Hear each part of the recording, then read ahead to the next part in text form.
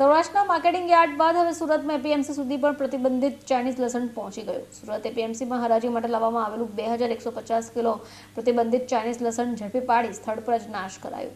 હાલ તો લસણના ભાવ આસમાને હોવાથી ચાઇનીઝ લસણ સસ્તું મળતું હોવાથી કેટલાક વેપારીઓએ લાવીને વેચાણ કર્યા હોવાની વિગતો મળી રહી છે. સુરત ખેતીવાડી ઉત્પન્ન બજાર સમિતિમાંથી પ્રતિબંધિત ચાઇનીઝ લસણ જપ્ત કરાયું. એપીએમસી સ્ટાફને શંકા જતા તાત્કાલિક ક્રોસ વેરિફિકેશન કરતા ચાઇનીઝ લસણ હોવાનું માલુમ પડવાની સાથે જ 43 ગુણી 2150 કિલો જપ્ત કરી અંદાજિત 10 લાખ રૂપિયાની કિંમત થઈ રહી છે. લસણનો ભાવ આ વર્ષે 400 થી 500 રૂપિયાની આસપાસ રહેતા ગુજરાતના માર્કેટ યાર્ડમાં પ્રતિબંધિત ચાઇનીઝ લસણની એન્ટ્રી થઈ ચૂકી છે. આ લસણ જપ્ત કરી એપીએમસી સત્તાધીશોએ જવાબદાર અધિકારીને જાણ પણ કરી છે. નફો કમાવાની લાલચે કેટલાક લોકો ચાઇનીઝ લસણ ભારતમાં લાવી રહ્યા હોય અને રાજ્યોના અલગ અલગ એપીએમસીમાં એનું વેચાણ કરી રહ્યા છે. એપીએમસીના ડિરેક્ટર બાબુ શેખે જણાવ્યું કે 2017થી ચીનનું લસણ આપણા દેશમાં પ્રતિબંધિત છે. આરોગ્ય માટે નુકસાનકારક હોવાનું જણાવ્યું હોવાથી તેને પ્રતિબંધિત કરાયું હતું. આપણા ધ્યાન પર આવવાની સાથે જ 2150 કિલો ચાઇનીઝ લસણ કે જેની કિંમત અંદાજિત 10 લાખ રૂપિયા થાય છે એને બાબુભાઈ શેખ કાંદા બટાકા અને સૂકા લસણના વેપારી, સુરત એપીએમસીના બોર્ડ ઓફ ડિરેક્ટર.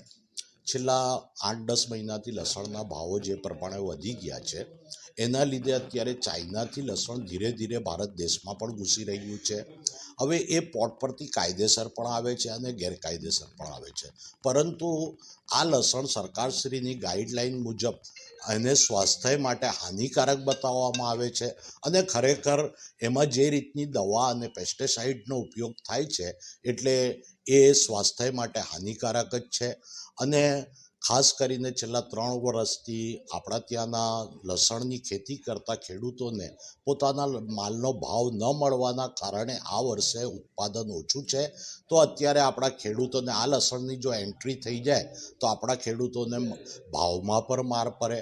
અને આ ચાઇનીઝ લસણ અમારા ત્યાંના ઇન્સ્પેક્ટરો રાઉન્ડમાં હતા અને ધ્યાનમાં આવ્યું કે શંકાસ્પદ લાગેલું એનું અમે તપાસ કરતા એ ચાઇનીઝ લસણ હતું, જેનું અમે સંપૂર્ણપણે નાશ કર્યું છે. અને અમે અમારી એપીએમસીમાં આ રીતનું ચાઇનીઝ લસણ કોઈ બી રીતથી વેચાણ નહીં થાય એ માટે અમે કટિબદ્ધ છીએ. શું ફરક બંનેમાં દેશી?